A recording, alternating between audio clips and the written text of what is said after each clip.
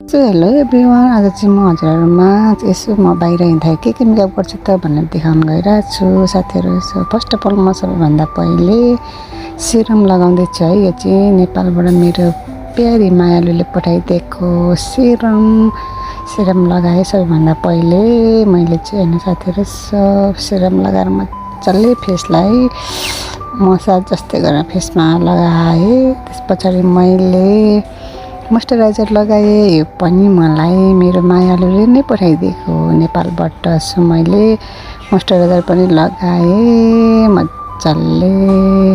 अनि त्यसपछि आयो पालो मेरो सनस्क्रिनको। सो मैले सनस्क्रिन पनि मजाले लगाएँ साथीहरू।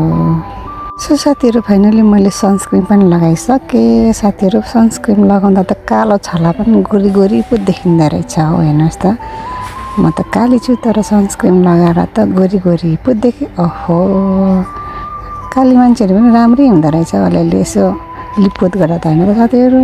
अनि त्यसपछि फेरि मैले मेरो प्यारी कुमारीले पठाइदिएको फाउन्डेसन त होइन, यो बिबी क्रिम हो। बिबी क्रिम पनि लगाएँ अलिअलि। यसो बिबी क्रिम पनि लाउनुपर्छ है साथीहरू। नराम्री मान्छेलाई यसो हल्का राम्री चाहिँ देखाउने रहेछ क्या यो क्रिमले। गोरो गोरो छालाहरू अलिकति हल्का चिलो चिलो चाहिँ बनाउने रहेछ। सो मैले बिबी क्रिम पनि लगाएँ साथीहरू। त्यसपछि मैले हल्का मेरो आइब्रोको दुइटै भागलाई हल्का कोरेँ, किनभने मेरो आइब्रो खासै कालो छैन। सो मैले हल्का पेन्सिलले आइब्रो पनि बनाएँ साथीहरू। अनि पालो आयो टिकाको। टिका बिना त छोरी मान्छेको श्रृङ्गारै अधुरो हुन्छ नि त। सो मैले कालो टिकी लगाएँ। कालो टिका लगाएँ भने कसैको नजर लाग्दैन अरे। सो मैले कालो टिका पनि लगाएँ है साथीहरू। हजुरहरू चाहिँ कालो टिका लाउनुहुन्छ कि न? मेरो चाहिँ फेभरेट कालो टिका हो है। सो त्यसपछि पालो आयो मेरो लिपस्टिकको। यो पनि मेरो प्यारी कुमारीले पठाइदिएको नेपालबाट है साथीहरू।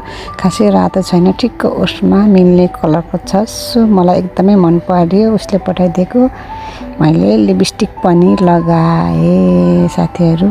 सो साथीहरू, मेरो फाइनल लुक्स चाहिँ यस्तो भयो साथीहरू। म सिम्पल मेकअपमा कस्तो देखिन्छ त साथीहरू, हेर्नुहोस् है। यो चाहिँ मेरो मैले युज गर्ने प्रोडक्ट्स यति नै हो है। सेरम, मोइस्चराइजर, सनस्क्रिन अनि क्रिम अनि लिपस्टिक, टिका है। त बाई बाई।